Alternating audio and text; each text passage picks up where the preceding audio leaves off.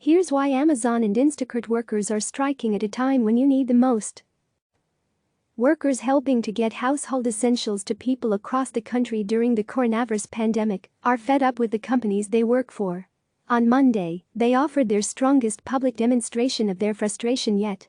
Some Instacart workers said they turned off their app Monday to call attention to their concerns around the company's treatment of workers during the public health crisis. Meanwhile, about 50 Amazon workers at its Staten Island facility protested just after noon amid allegations the company has mishandled its response to coronavirus. Amazon has confirmed 2 cases at this facility to CNN Business. One protester carried a sign that read, "Our health is just as essential." The strikes highlight a fundamental tension in the tech industry right now. Business such as Amazon and Instacart are experiencing so much demand from customers wary of stepping outside that they have announced plans to hire 100,000 warehouse workers and 300,000 shoppers, respectively. But the workers who are the backbone of these businesses have told CNN Business they believe both companies are not doing enough to protect them. Some Instacart workers plan to continue striking against the company until it meets their demands, which include hazard pay, expanding coronavirus sick pay to include coverage for those with underlying health conditions, and changing the default tip from 5% to 10% on all orders.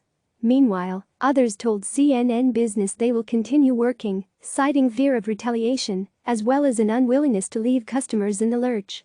But they feel similarly that Instacart needs to improve worker conditions at a time when the importance of their jobs is felt by customers more than ever.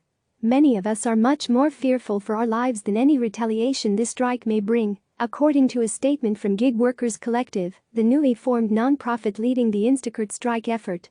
"Standing up for ourselves is always a gamble, but we're not scared." In a statement to CNN Business about the strike, Instacart said, "We've seen absolutely no impact to Instacart's operations. Today, we saw 40% more shoppers on the platform compared to the same day in time last week." The company said it has had 250,000 new people sign up to work as independent contractors in the past week, and 50,000 of them have already started doing so. "We respect the rights of shoppers to provide us feedback and voice their concerns," the company said. Ahead of the strike, Instacart made some updates, including stating it would soon make hand sanitizer available for workers to order free of cost on its website. But workers told CNN Business the changes barely scratched the surface of their complaints. In addition to the organizers' demands, some Instacart workers said the company's pay structure means they can sometimes make as little as $5 to $7, not including tips or mileage, for fulfilling multiple orders. Instacart said its minimums have been in place for more than a year, and that workers can choose which jobs they want to take. Some also expressed frustration that when issues arise, they sometimes wait hours, which is unpaid time, to get answers from the company's customer service department. They questioned how the company could add hundreds of thousands more workers when there's little support for the ones they already have. Instacart told CNN Business it is working to scale up its customer service team to meet the increased demand. It has also made some recent updates to preempt some common worker concerns, such as temporarily removing customer ratings so workers aren't penalized when high-demand items aren't found in stores. Amazon has faced criticism as well. In interviews with CNN Business, Amazon workers have raised concerns about worker conditions at its warehouses around the country, including what they claim was pressure to work longer hours, as well as a lack of worker screening for possible coronavirus symptoms, adequate social distancing measures and protective gear. Amazon warehouses are facing a growing tide of coronavirus cases, with at least 13 facilities hit so far, according to Amazon and local media reports. A company spokesperson confirmed Monday that at least one worker has tested positive at its Kent, Washington, and East Vale, California, facilities. Both Amazon and Instacart have announced policies offering some form of sick pay for those who fall ill with coronavirus or are placed into quarantine. For Instacart workers, it's unclear just how helpful that has been. According to Gig Workers Collective, a big push for the timing of this strike was seeing our fellow shoppers being denied the sick pay offered by Instacart. When asked about this, Instacart reiterated its policy on the matter and said it communicates with workers who have submitted documentation that doesn't meet its criteria in order to help them understand what is needed to qualify for the pay. Workers across the service industry are suffering. And yet they are indispensable during this critical time, said Veena Dubal, a labor law expert and associate professor at the University of California, Hastings College of Law. The fact that these strikes are happening simultaneously shows that if the companies don't meet their demands, workers have the power to shut down the supply chains. Dubel added.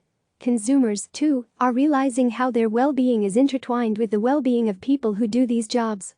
According to Amazon worker Christian Smalls, a process assistant at the Staten Island facility who led Monday's organizing effort, the plan is to cease all operations until the building is closed and sanitized. "We're not asking for much," he told CNN Business on Sunday, claiming many more employees have tested positive for the virus at the facility than the company has publicly acknowledged. At the protest, one person chanted, "How many cases we got?" And workers replied 10. When asked whether the facility had 10 cases, Amazon would not confirm nor deny the number. "We're asking the building to be closed and sanitized, and for us to be paid during that process," said Smalls. An Amazon spokesperson said in a statement Sunday evening that the company's top priority is the health and safety of its employees.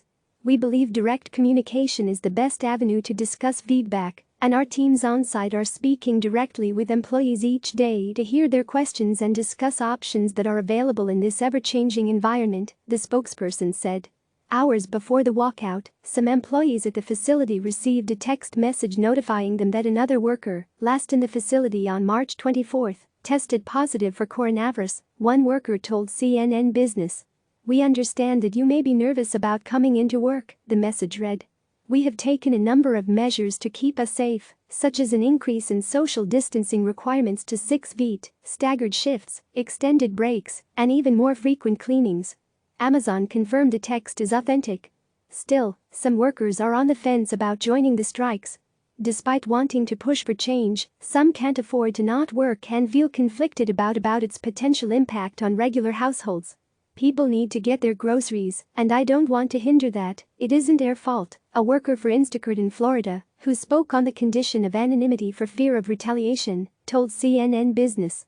"I delivered Saturday to a man whose wife has an autoimmune disorder and needs groceries delivered." CNN's Brian Fung and Natasha Chen contributed to this report.